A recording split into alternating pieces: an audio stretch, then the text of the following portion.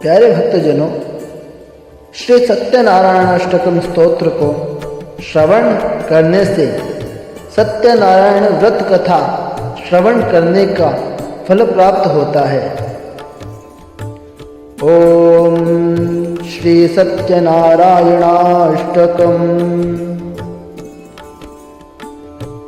आदिदेवं जगत्कारणं श्रीधरं लोकनाथं विभुं व्यापकं शङ्करं सर्वभक्तेष्टदं मुक्तिदं माधवं सत्यनारायणं विष्णुमीशं भजे।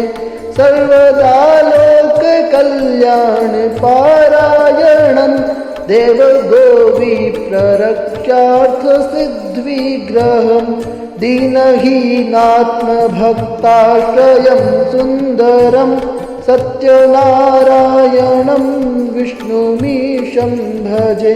दक्षिणे यस्य गङ्गा शुभा शोभते राजते सारमा यस्य वामे सदा यप्रसन्नाननो भाति भव्यश्चतं सत्यनारायणं विष्णुमीशं भजे।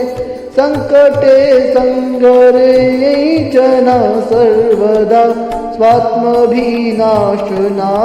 स्मरेत् पीडिता पुण्यकृत्यो भवेत् यत्प्रसादाच्च तं सत्यनारायणं विष्णुमीशं भजे। वाञ्छितं दुर्लभं यो ददाति प्रभु साधवे स्वात्मभक्ताय भक्तिप्रिया सर्वभूताश्रयं तं हि विश्वम्भरं सत्यनारायणं विष्णुमीशं भजे।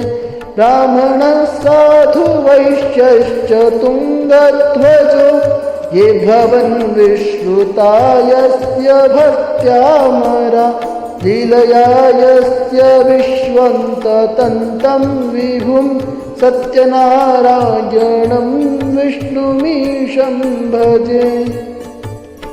येन च ब्रह्मबालतृणं धार्यते सृज्यते पाल्यते सर्वमेतज्जगत् भक्तभावप्रियं श्रीदयासागरं सत्यनारायणं विष्णुमीशं भजे।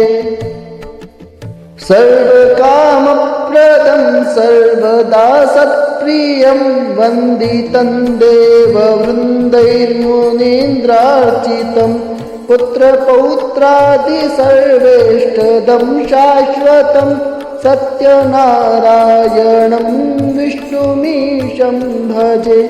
सत्यनारायणं विष्णुमीशं भजे।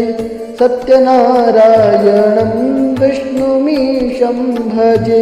अष्टकं सत्यदेवस्य भक्त्या नरा भावयुक्तो मुदाय त्रिसन्ध्यं पठेत् तस्य नश्यन्ति पापानि तेनागिना इन्धनानीव शुष्कानि सर्वाणि वै तस्य नश्यन्ति पापानि तेनागिना इन्धनानीव शुष्कानि सर्वाणि वै।